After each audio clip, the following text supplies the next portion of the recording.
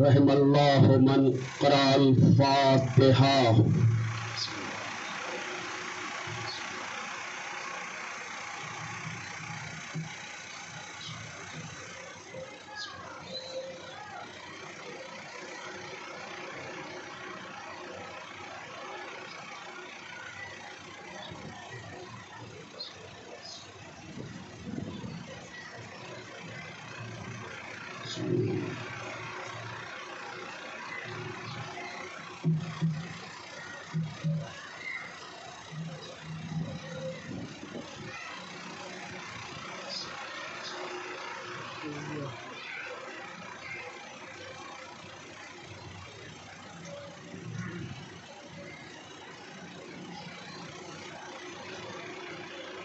لا حول ولا قوة إلا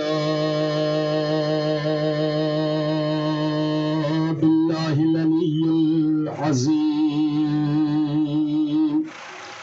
حسبنا الله ونعم الوكيل، نعم المولى ونعم النصير. أعوذ بالله من الشيطان اللعين الرجيم. بسم الله الرحمن الرحيم. الحمد لله رب العالمين. الصلاة والسلام على سيد الأنبياء والمرسلين وخاتم النبيين الملقب بطه وياسين المسدد المصطفى الأمجد المحمود الأحمد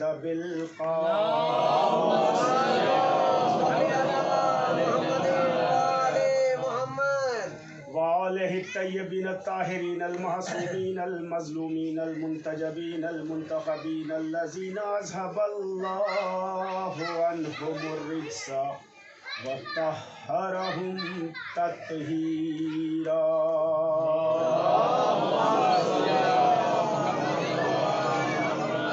ولعنة الله على أعدائهم وقتلتهم وغاصبي حقوقهم ومنكري فضائلهم أجمعين من ليلنا هذا إلى قيام يوم الدين. أما بعد فقد قال الله تبارك وتعالى وقوله الحق. بسم الله الرحمن الرحيم. فلنبلونكم بشيء من الخوف والجوع ونقص من الأموال والأنفس والثمرات وبشر الصابرين الذين إذا أصابتهم مصيبة قالوا إنا لله وإنا إليه راجعون. صلوات الله.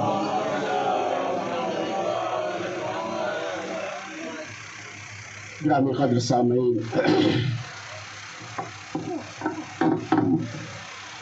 ارباب فکر و نظر اور عزاداران سرکار سید الشہداء،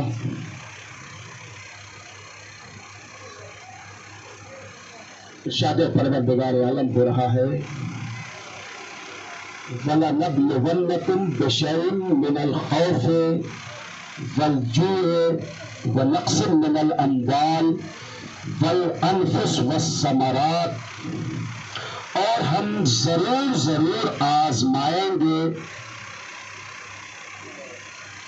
بشیء من الخوف، خوف کے ذریعے سے، ونقص من الاموال اور مال کی کمی کے ذریعے سے، والانفس والثمرات اور اولاد کے ذریعے سے، کبھی تمہارے نفسوں کے ذریعے سے، وبشر الصابرین الذین، اور ایسے لوگوں کو کہ جو اس منزل امتحان سے ثابت قدم گزر جائیں، ایسے لوگوں کو تم اس بات کی بشارت دے دو، خوشخبری دے دو، اذا اصابتہم مصیبت، کہ جو لوگ ایسی مصیبت میں اپنے رب کو یاد کرتے ہیں اور وہ کہتے ہیں کہ ہم تو تیرے ہی لیے ہیں اور تیری ہی بارگاہ میں پلٹ کر آنے والے ہیں۔ گرامی قدر سامعین، یہ آیت کریمہ کا ظاہری ترجمہ تھا حقیقت، اور اس حقیقت سے کسی کو انکار نہیں ہے کہ وہ مالک کائنات، وہ فخر موجودات، وہ زمین و آسمان کا مالک، وہ چرند و پرند کا خالق، پروردگار عالم، کہ جس نے انسانوں کو تمام تر نعمتوں کے ساتھ لباس وجود سے آراستہ کر کے اس سرزمین کائنات میں بھیجا ہے۔ انسان اس مالک حقیقی کے عطا کیے ہوئے نعمتوں کا تصور نہیں کر سکتا ہے کہ اس پروردگار عالم نے انسانوں کو کتنی نعمتوں سے نوازا ہے۔ ہر لمحہ ایک نعمت، ہر قدم ایک نعمت، ہر دن ایک نعمت، ہر سانس ایک نعمت ہے اس پروردگار عالم کی۔ اور یہ بھی ایک عجیب بات ہے کہ اللہ کی عطا کردہ ہر نعمت پر پنجتن کا بڑا احسان ہے۔ نعمتیں اللہ نے عطا کیا ہے انسان کو، لیکن ان نعمتوں کے اوپر پنجتن کا احسان ہے۔ بھئی یہ کائنات انسانوں کے لیے نعمت ہے کہ نہیں ہے؟ اور کائنات کے اندر جو چیزیں بھی ہیں، آسمان ہو کے زمین، سورج ہو کے چاند، ستارے ہو کے کہکشاں، درخت ہو کے شجر ہو کے حجر، چرند ہو کے پرند، یہ جتنی چیزیں دکھائی دے رہی ہیں اللہ کی نعمتوں کی شکل میں، ان ساری نعمتوں کے اوپر آل محمد کا احسان ہے۔ کیسے احسان ہے؟ اس لیے احسان ہے کہ معصوم نے یہ فرمایا کہ اگر آپ نہ ہوتے تو کائنات نہ ہوتی۔ تو اگر یہ کائنات ہے اور کائنات کے اندر جو چیزیں ہیں وہ سب مرہون منت ہے پنجتن پاک کی، ان کے احسان کے تلے ہے یہ سب چیز، اور اللہ انہی چیزوں کو انسانوں کے لیے نعمت بنا کر کے کائنات میں بھیج رہا ہے۔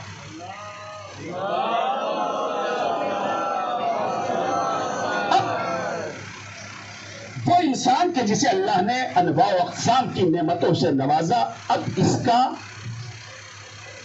احساس کب ہوگا، یہ راز کب کھلے گا کہ اللہ نے کتنی نعمتوں سے انسان کو نوازا ہے، کن کن نعمتوں سے نوازا ہے، کتنی صلاحیتوں سے انسان کو نوازا ہے، یہ جوہر کب کھلے گا۔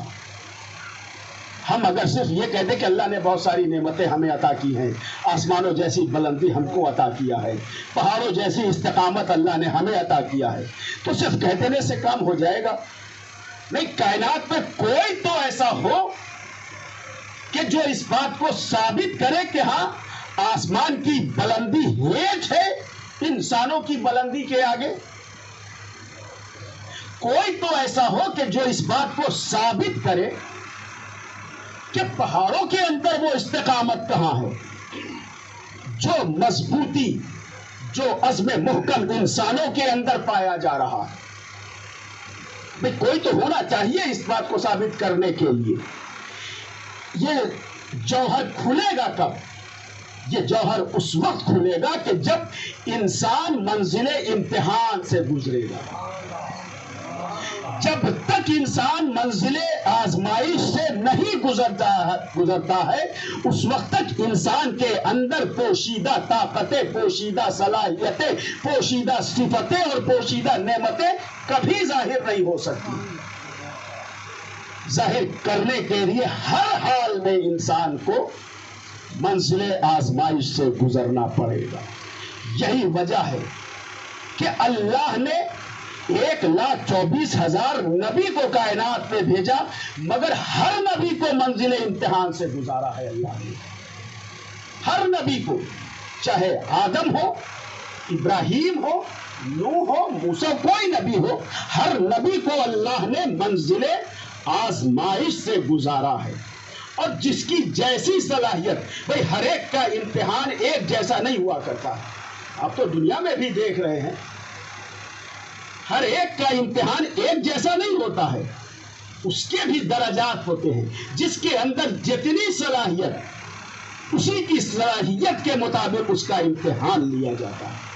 آدم کا امتحان لیا گیا ان کی اپنی صلاحیت کی بنیاد کے اوپر، جناب نوح کی آزمائش کی گئی ان کی اپنی صلاحیت کے بنیاد کے اوپر، لیکن جب جناب ابراہیم کی آزمائش کی گئی، وَإِذِ ابْتَلَىٰ إِبْرَاهِيمَ رَبَّهُ بِكَلِمَاتٍ فَأَتَمَّهُنَّ قَالَ إِنِّي جَاعِلُكَ لِلنَّاسِ إِمَامًا۔ اور جب جناب آدم کو ابتلا میں مبتلا کیا گیا اور جناب ابراہیم اپنے اس امتحان میں کامیاب ہو گئے، فَأَتَمَّهُنَّ قَالَ، اللہ نے کہا کہ اب ابراہیم تم امتحان میں کامیاب ہو گئے ہو، لہٰذا اب تمہیں اس کی جزا تو ملنی چاہیے۔ انی جاعلوک للناس اماما، میں تمہیں لوگوں کا امام بنائے دیتا ہوں۔ جب تک انسان منزل آزمائش سے نہیں گزرے گا، اس وقت تک اس کے جوہر نکھر کر سامنے نہیں آ سکتے ہیں۔ عزیزان محترم، یہ اپنی باتیں آپ اپنے ذہن میں نے یہ باتیں فقط تمہید کے طور پر آپ کے ذہن کے حوالے کیا ہے۔ اب یہاں سے گفتگو شروع ہوتی ہے۔ لیکن تاریخ کا مطالعہ کرنے کے لیے فقط تاریخ ہو یا قرآن یا حدیث ہو، ان چیزوں کا مطالعہ کرنے کے لیے فقط بصارت کی ضرورت نہیں ہوتی ہے۔ اگر انسان بصارت کی نگاہ سے اگر قرآن کی آیتوں کی تلاوت کرے، احادیث ائمہ کی تلاوت کرے یا تاریخ کا مطالعہ کرے بصارت سے، تو اسے وہ لطف نہیں آئے گا کہ جو بصیرت کی نگاہ سے مطالعہ کرنے میں مل سکتا ہے۔ بصارت اور بصیرت میں بڑا فرق ہے۔ بصیرت میں معرفت انکلوڈ ہوا کرتی ہے، شامل ہوتی ہے معرفت، اس لیے کہ جب انسان بصیرت کی نظر سے غور و فکر کر کے اگر دیکھے گا تو اس سے اس کو جو فیض حاصل ہوگا، جو علم حاصل ہوگا، وہ بصارت کی نگاہ سے دیکھنے کے بعد علم حاصل نہیں ہو سکتا۔ چنانچہ میں نے بھی عقل و فکر کی دنیا میں قدم رکھنے کے بعد میں نے بھی اسی انداز سے مطالعہ کیا، تو مجھے کائنات میں دو چیزیں نظر آئی جن دو چیزوں میں کبھی آپس میں نہیں بنی، ہمیشہ ایک دوسرے کے مخالف رہی، ہمیشہ ایک دوسرے سے نزاع ہوتا رہا۔ اور وہ دو چیزیں کیا ہیں؟ ایک ہے عقل اور ایک ہے عشق۔ یہ عقل اور عشق جو ہے، یہ دونوں کبھی ایک مرکز پر نہیں جمع ہو سکتے۔ دونوں کا مزاج الگ، دونوں کی طبیعت الگ، دونوں کا انداز الگ۔ عقل کا انداز کچھ اور ہے، عشق کا انداز کچھ اور ہے۔ دیکھیں، عقل کے کچھ اپنے تقاضے ہیں اور عشق کے بھی کچھ اپنے تقاضے ہیں، کچھ اپنے قانون ہیں۔ یہ عقل اور عشق کی جو اختلاف تھا، علامہ اقبال جیسا شاعر، عظیم شاعر، اس نے 100 سے زیادہ اشعار فقط عقل اور عشق کی عنوان پر کہا ہے۔ اب وہ کہتا ہے کہ بے خطر کود پڑا آتش نمرود میں عشق، بے خطر کود پڑا آتش نمرود میں عشق، عقل لب بام ابھی، عقل ہے محو تماشائے لبے بام ابھی، یعنی عقل ابھی فیصلہ نہیں کر پا رہی ہے کہ ہمیں کیا کرنا ہے، کون سا قدم اٹھانا ہے، اور عشق اپنی منزل تک پہنچ گئی۔ عشق اور عقل میں پھر اسی جگہ پھر فرماتے ہیں علامہ اقبال کے عقل عیار ہے 100 بھیس بدل لیتی ہے، عقل عیار ہے 100 بھیس بدل لیتی ہے، عشق زاہد ہے نہ ملا ہے نہ حکیم۔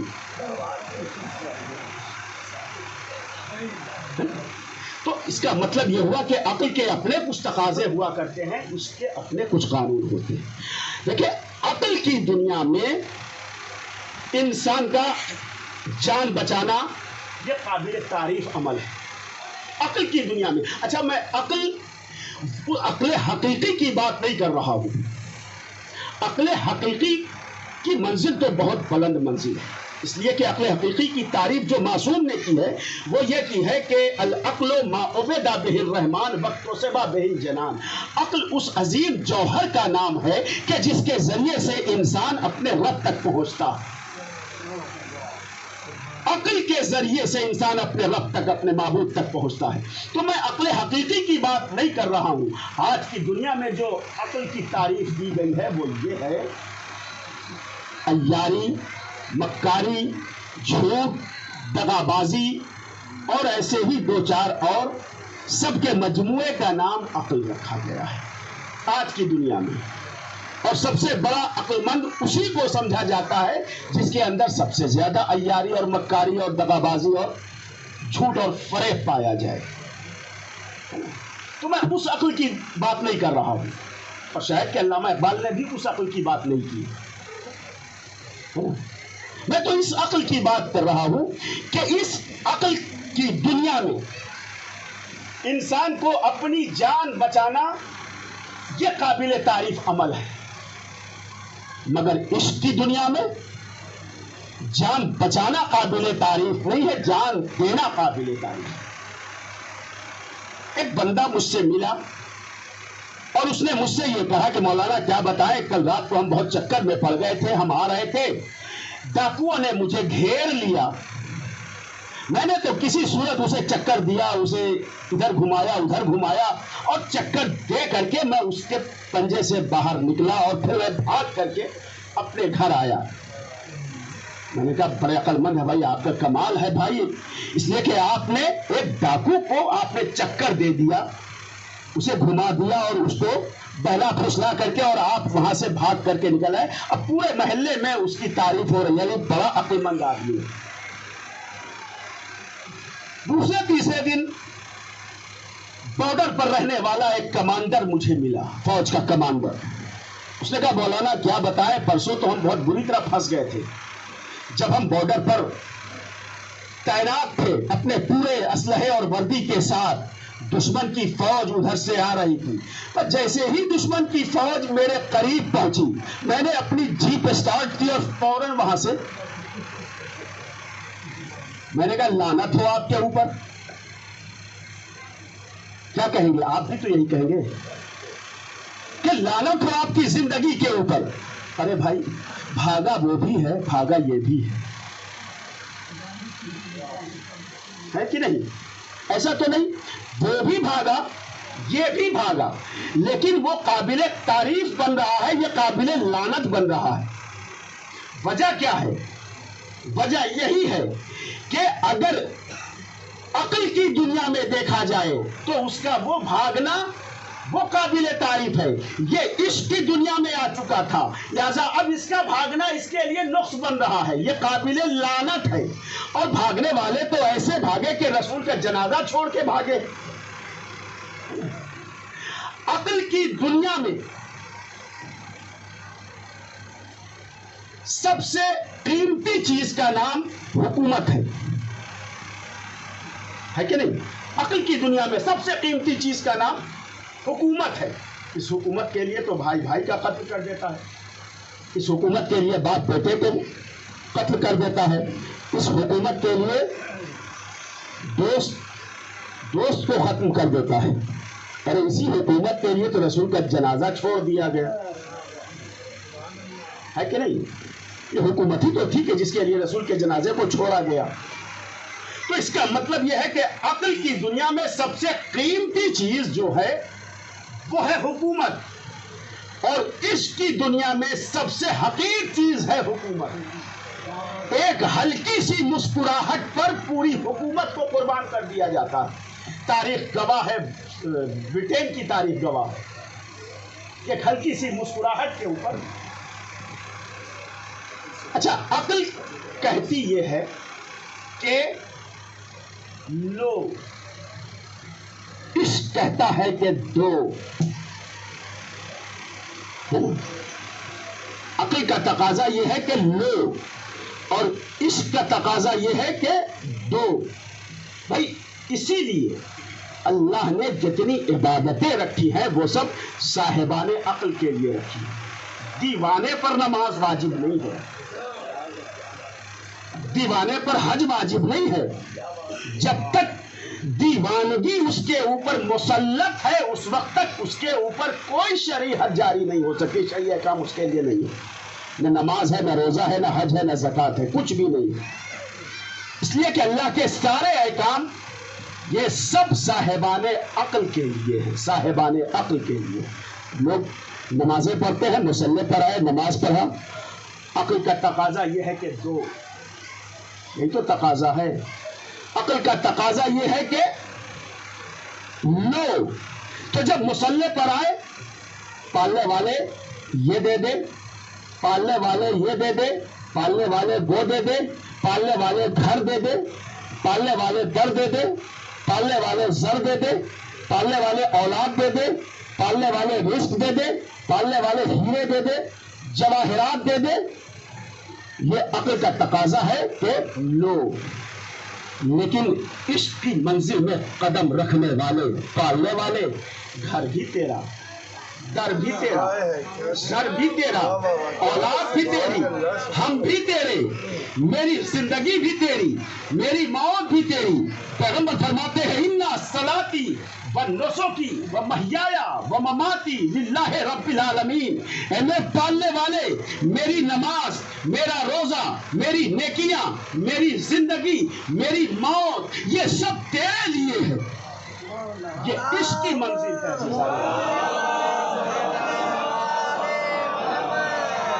عقل اور عشق کا تصادم ہمیشہ سے چلتا رہا ہے. عقل کے اپنے کچھ تقاضے ہیں, عشق کے اپنے کچھ قانون ہیں, اور دونوں اپنے اپنے قانون اور اپنے تقاضوں کے تحت عمل کر رہے ہیں. دینے والے تاریخ میں مجھے دو ہی دکھائی دیے ہیں جنہوں نے قربانیاں پیش کی ہیں. بس اختصار کے ساتھ عزیزان محترم, جلدی جلدی دو بات آپ سے کرنی ہے مجھے, کہ تاریخ میں قربانیاں دینے والے مجھے نمایاں حیثیت کے ساتھ دو ہی دکھائی دیے ہیں. یا تو جناب ابراہیم دکھائی دیے ہیں یا امام حسین دکھائی دیے ہیں. بس انہی دونوں نے قربانیاں دی ہیں. لیکن میں فیصلہ نہیں کر پا رہا ہوں کہ ان دونوں میں افضل کون ہے. فیصلہ آپ کر کے مجھے بتائیں. میں کچھ باتیں آپ کے حوالے کیے دے رہا ہوں, فیصلہ آپ مجھے کر کے بتا دیں کہ ان دونوں میں بہتر افضل کون ہے. قربانیاں تو دونوں نے دی ہیں. اب حسین کس کو کہتے ہیں اور ابراہیم کس کو کہتے ہیں؟ بڑا اچھا ایک تاریخی جملہ میں نے جگہ دیکھا, میں نے اسے یاد کر لیا. میں نے چاہا کہ وہ آپ کی خدمت میں بھی عرض کر دیا جائے. وہ لکھتے ہیں کہ خوابوں کے شہزادے کو ابراہیم کہا گیا ہے. خوابوں کے شہزادے کو ابراہیم کہا گیا ہے. تعبیر کے شہنشاہ کو حسین کہا گیا ہے. سلام پڑھ محمد والے محمد پر.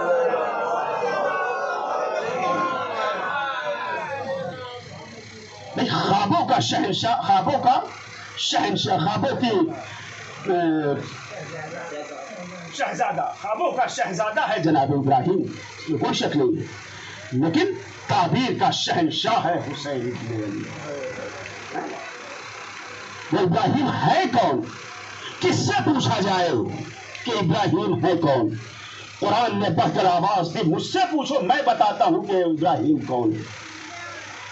جب وقت وہ آیا قرآن کی آیت سورہ بقرہ آیت نمبر 260 ارشاد پروردگار عالم ہو رہا ہے کیف تحیی الموت.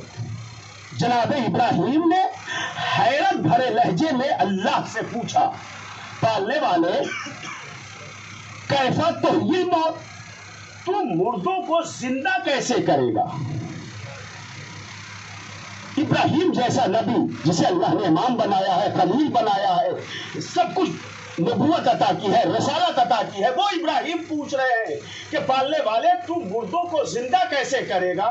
تو قدرت نے کہا اولم تؤمن, کیا تو ایمان نہیں رکھتے ہو؟ جناب ابراہیم نے ایک مرتبہ کہا نہیں معبود, بلا ہم ایمان رکھتے ہیں, ولیکن لیطمئن قلبی, لیکن اپنے قلب کے اطمینان کے لیے میں تجھ سے یہ سوال کر رہا ہوں. عزیزان محترم, جناب ابراہیم جیسا نبی اللہ سے پوچھے پالنے والے تم مردوں کو زندہ کیسے کرے گا؟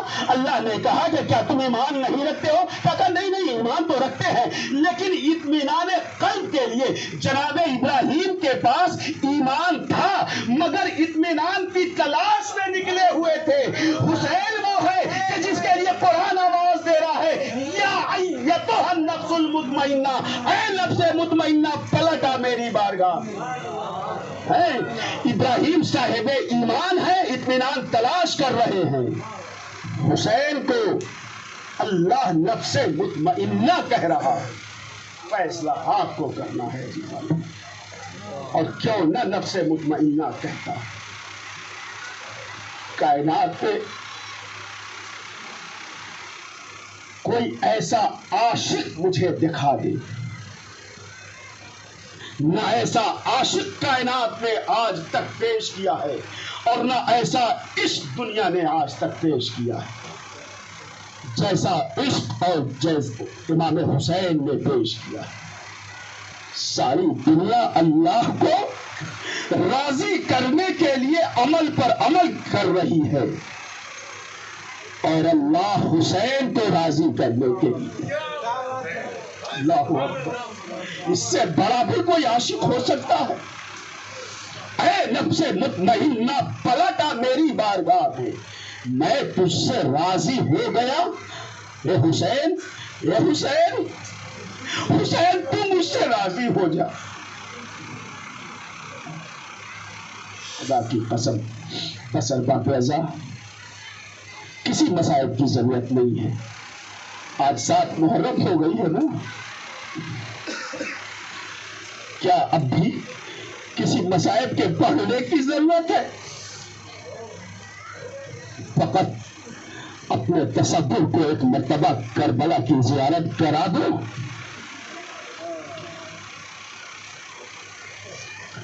یہی 7 محرم ہے نا جب خیام حسینی کے پانی ختم ہو گئے تھے. اچھا, پانی ختم ہو جاتا تو کوئی بہت بڑی بات نہیں تھی. پانی ختم ہوتا ہے, قیامت تو یہ تھی کہ عباس موجود ہے اور پانی ختم ہو گیا. عباس کی موجودگی میں چھوٹے بچے ہاتھوں میں کوزے لیے ہوئے لتش کی صدائیں بلند کر رہے ہیں. یہ ہے قیامت کا منظر. بس جب ایک مرتبہ عباس نے دیکھا میری موجودگی میں یہ چھوٹے چھوٹے بچے لتش کی صدائیں بلند کر رہے ہیں. عزادارو 9 محرم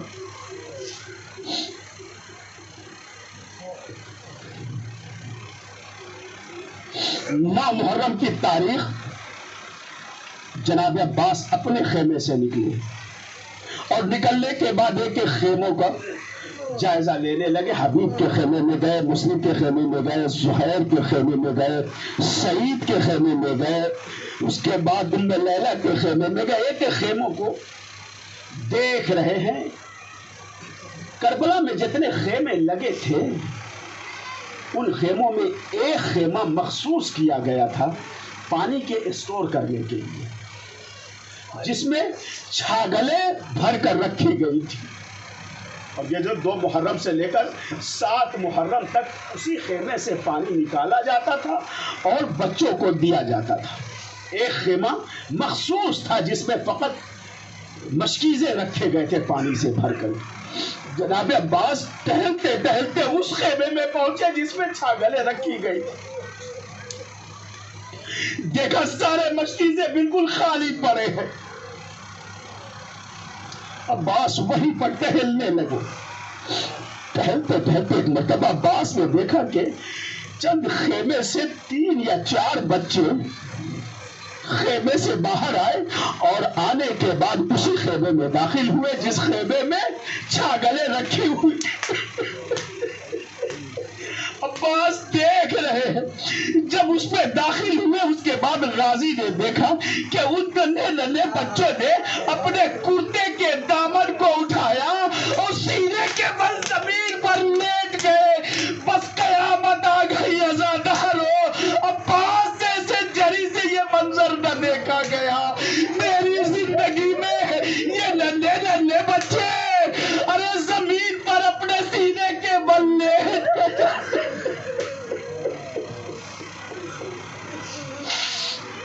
بس عزادارو یہ دیکھنا تھا کہ جب روز عاشور نمودار ہوئی میں نے کل بھی عرض کیا تھا کہ غازی 80 مرتبہ امام حسین کی خدمت میں آئے اور آنے کے بعد ارے مقتل کی اجازت طلب کیا.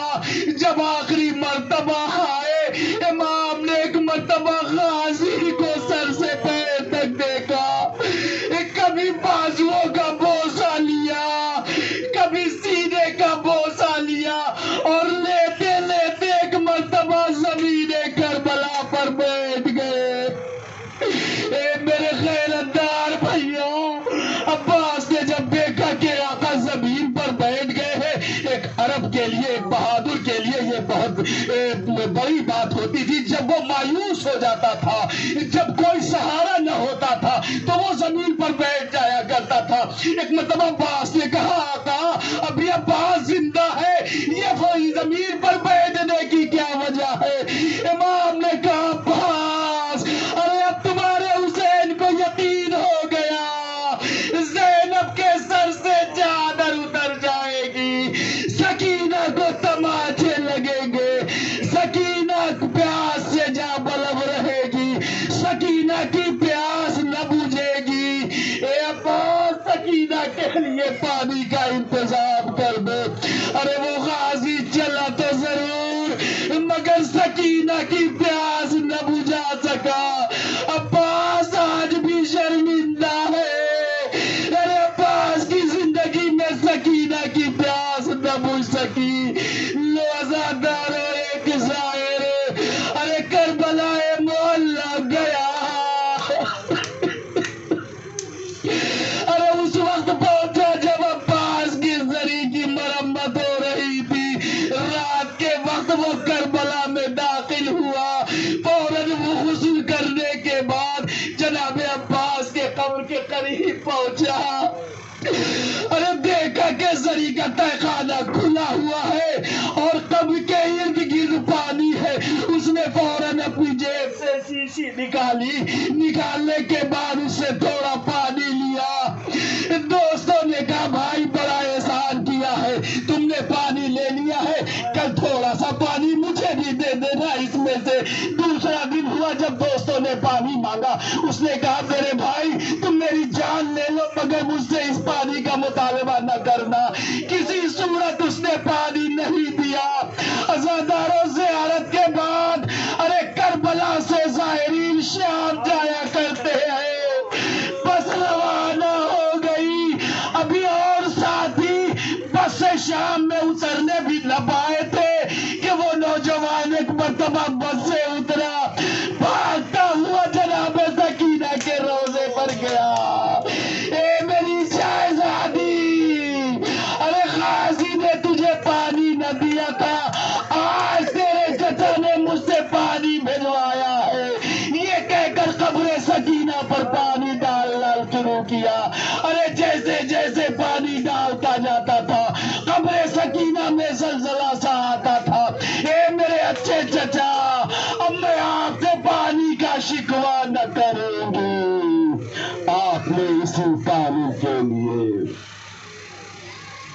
للہ